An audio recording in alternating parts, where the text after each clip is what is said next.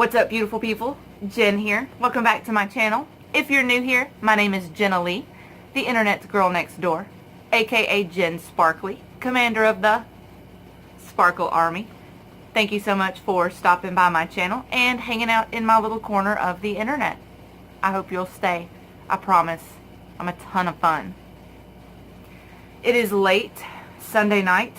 If you're watching this when I upload it, the WWF's annual Money in the Bank pay-per-view just ended, and we got a lot to talk about, so let's jump into it. Starting off the show was the match between Big Cass and Daniel Bryan. This feud, like I said before, really didn't make a lot of sense to me. It seemed like it was completely and entirely hinging on the fact that Big Cass doesn't like people who are shorter than him. But it was a great match. It was better than it had any right to be. I don't have any doubt in Daniel Bryan. He's one of my all-time favorites. But I've never been wholly impressed or into Big Cass. I wasn't into Colin Cassidy. He was okay when he was with Carmella and Enzo. But solo, he's an athlete. He's a big dude. He's impressive looking, but I just can't get into him. I can't warm up to the guy. Either way, how good does it feel to hear Daniel Bryan's music and see him in his gear again, getting to wrestle? Like, even now, I still get kind of a warm fuzzy just seeing him get to run to the ring and do the yes, because I think we all know just how much that means to him now, more than ever. So that's awesome. Does anyone else watch every bump he takes too? Like, because I know I do. Now, I have noticed he has made some changes to his repertoire. A lot of the suicide dives and things are gone and replaced with more missile drop kicks and things of that nature, which I am 150 million% okay with. And I'm pretty sure Miss Brie Bella is okay with it too, you know. As always, the crowd adores Daniel Bryan. Cass's smack talk just kind of sucks. It's kind of awkward and it feels forced. At one point, after he had a near miss, you know, a 2 count, he just walked around going, "Why? Why?" And it immediately made me think of the meme of the preacher going, "Why? Why? Why?" Like, dude, because he kicked out, that's why. Anyway, Bryan got him to tap out, and it was phenomenal. It was extraordinary. I'm a happy girl. I actually predicted Cass was going to win that one, so mark one as a lose for me. Next up, we had Sami Zayn versus Bobby Lashley in the world's most meaningless feud ever in the history of ever.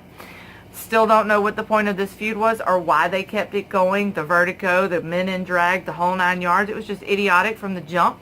And I pray to God that this ended it.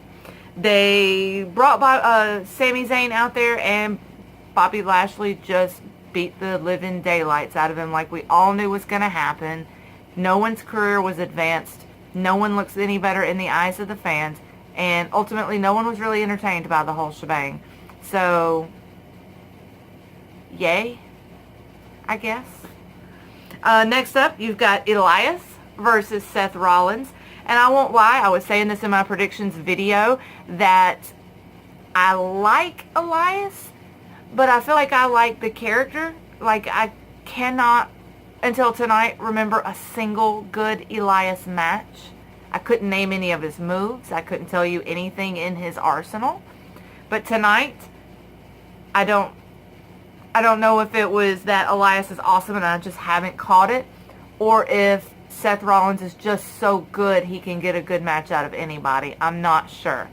Either way, the match started out feeling very much like a Raw match and very quickly elevated to a very, very white knuckle, like, okay, this is good, with the near misses and the whole nine. It was an excellent match. It was worked very well.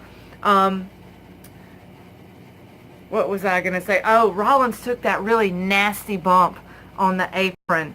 Oh, like, all of those bumps on the apron just always look like they hurt. Something that kind of bugs me about Rollins' work is how sometimes his knee hurts and sometimes it doesn't.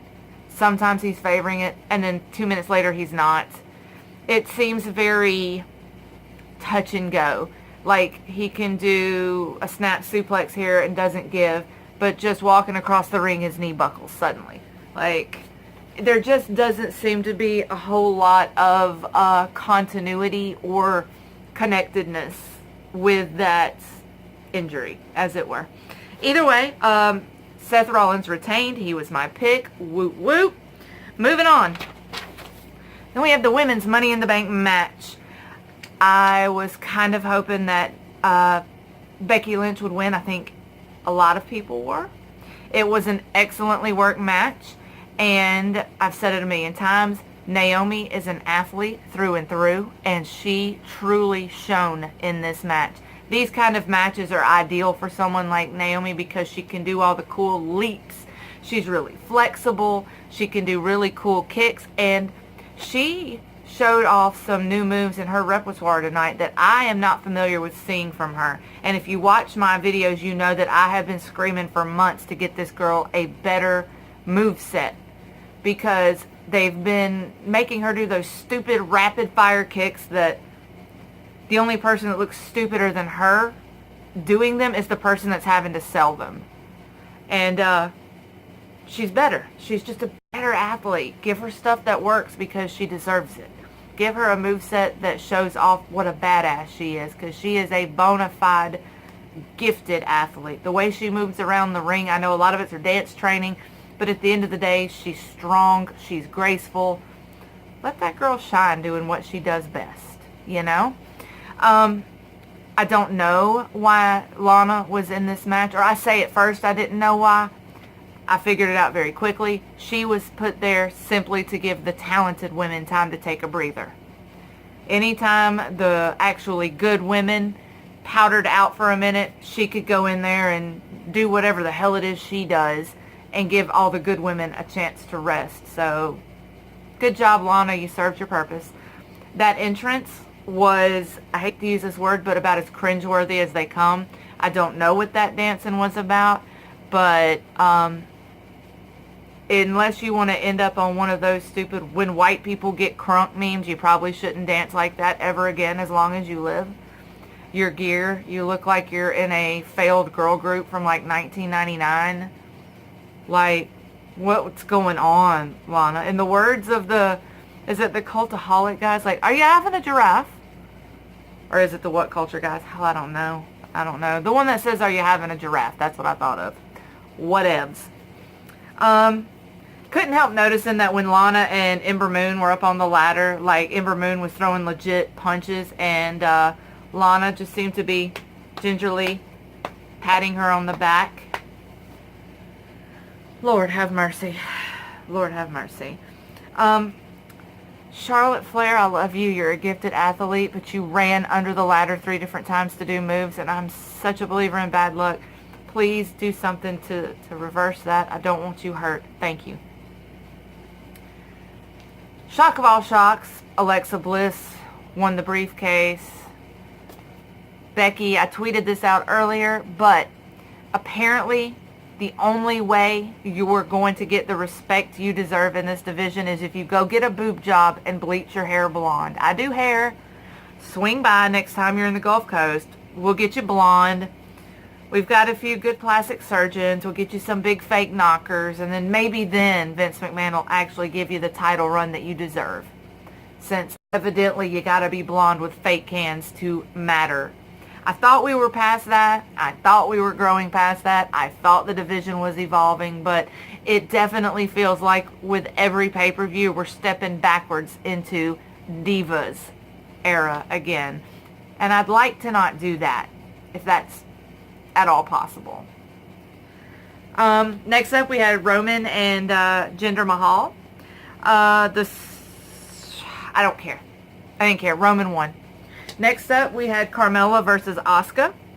And I'm convinced that Asuka is has the patience of Job, just the patience of a saint. She is a phenomenal worker, and I want to like Carmella. I do. I want to like her. And I know that she's supposed to be a heel. And I know that it's supposed to be hard to like her. But it's not hard to like her for heel reasons. It's hard to like her for you're not good at this and you're obnoxious reasons. I'm convinced that her motto is don't sell, just yell. Because before we were even 5 minutes into the match, she had already screamed, "I'm the champion!" like 3 times. And rather than sell anything, she just screamed the whole time. Like if I was Asuka, I would have accidentally given her a sharp punch to the throat at least once during that match just to shut her up. Surprise, surprise, Ellsworth returned. Yay. So basically what they've let happen, they let Carmella win the Money in the Bank briefcase the first time with his help. Due to backlash, they redid the match. She won it again.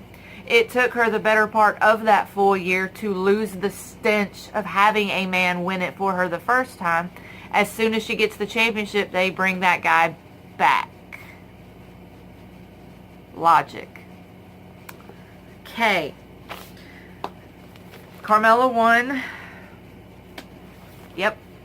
Next up, we had Shinsuke Nakamura and AJ Styles in a last man standing match. It was absolutely brutal, and I think just about everyone I've talked to agrees that this was the best match between the two since they've been in WWE together. It was brutal in spots.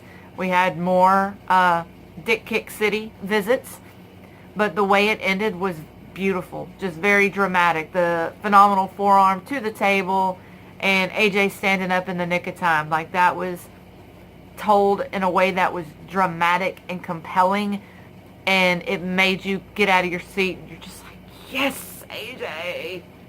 I love me some AJ, and it makes me happy. Like, my brother even said it tonight when AJ was walking to the ring with, the title around his waist. Like, it just feels good to see AJ on top, because that's where he belongs. He belongs in the biggest company on earth with their title around his waist. That's where he should be, and I'm very happy to see him there. Next up, we had Naya and Ronda Rousey. Like I said, I said this after Mania. Ronda struggled with her gear a lot during Mania, and that's what I said. She's very great in the ring. Let's try to get her some gear that fits so she doesn't have to focus on constantly fidgeting with her bottoms. No one got the memo. 35 seconds in, she was digging in her drawers. What are you going to do?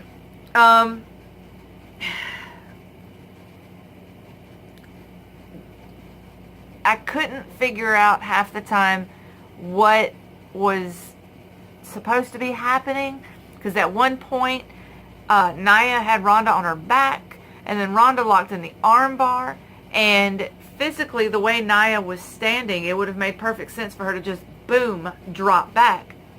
But instead, she very awkwardly bent over, and then rolled through. Like, okay, was that supposed to have gone more smoothly? Because I don't know what the hell that was. Another stop screaming. Ah! Ah! That is not selling. Do you hear how annoying it is when I do that? Do you hear that? Stop.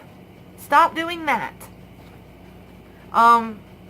That crossbody from Ronda Rousey on the top turnbuckle, I give her all the props in the world for trying it, but she damn near came tumbling down. A couple of times, taking bumps, she walloped the back of her head on the mat really hard. I know that part of that is probably Naya, and I think part of it is that she can't take bumps properly yet, because it doesn't matter that Natalya's an amazing trainer. Chris Jericho says it best, you can't teach experience. And to be able to work at that level, at the level they're expecting her to work, she needs the experience, and she does not have it.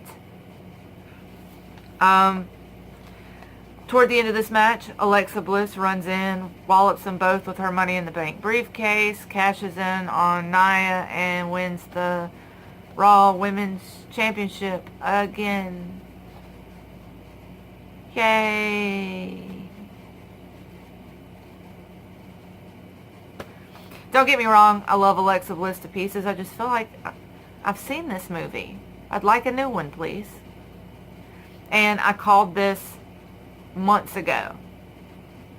And when I explain it, you'll understand what I mean. Alexa Bliss is the new Trish Stratus. She has the pretty blonde hair, the pretty little face, the pretty little fake boobs, you know, the cute little booty.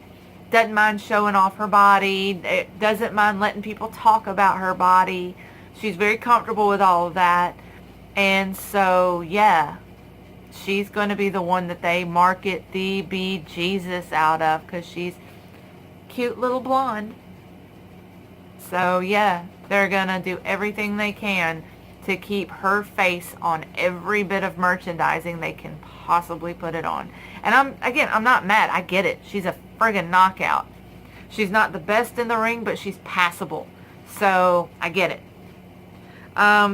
Finally, we had the men's Money in the Bank. Kofi turned out to be the guy from New Day who joined the match. We had lots of great spots with Kevin Owens kind of directing traffic, as it were, trying to hold back Braun Strowman. You had a couple of great moments with Rusev. You had a couple of great super kicks out of KO. But in the end, Brawny the Strowman got the briefcase, and I'd be lying if I said that made me mad. He deserves it. I really wanted The Miz to win it, but I don't feel like this loss hurts Miz. You know, he's still a star, and he does have that show coming up in July with him and his wife. Have y'all heard about that? Miz and Mrs.? Is that it? Yeah, Miz and Mrs.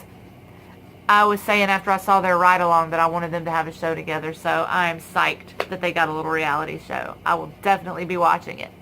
But yeah, that's Money in the Bank 2018. What did you think of this show? What were your favorite parts? What didn't you like? What were you shocked to see? Talk to me in the comments below. Always, always, always remember that all of my social media links, follow me on Twitter, Instagram, Snapchat, all of those links are in the description box, as are all of my coupon codes. Go shopping, get you some new cute whatever the hell, and do it on me. Those links are going to be in the description as well. If you like me, you like what I'm doing, consider becoming a patron, and for as low as $1 a month, you can help keep this party rocking. Because who rocks the party rocks the party? Jenna rocks the party, rocks the party. And I understand if you don't want to commit to a monthly payment, that's all good. You can always do a one-time donation via PayPal. That information is also in the description box. Also, shout out to Benjamin Blackwell from Truly Independent Wrestling up in New York.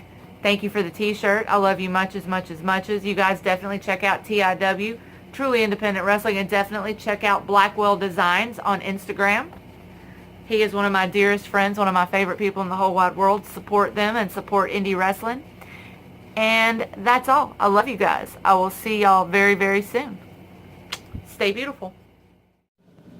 What's up, guys? Before I forget, I wanted to add one more thing to my reactions video. I'm sure you guys know the name Mistress Jen from our comment section. She's really insightful, really funny, really clever. Anyway, she is probably one of the funniest people I've come across on Twitter. And she shared a couple of absolute gems tonight. When the gender Roman Reigns match went on, she put, so Reigns isn't on last. Well, I know where I'll be. And then there was just like a little gif of a cat shutting a bathroom door, and I laughed for like 5 minutes. And later on in the night, she tweeted out, with the way Miz was screaming, "Pancakes!" I do wonder if that doubled as his audition to play Dean Vernon in an Animal House remake.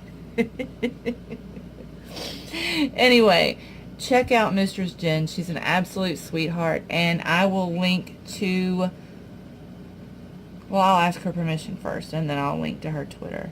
But yeah, definitely, she's amazing. So yeah, y'all forgive me, I'm tired. It's been a long day.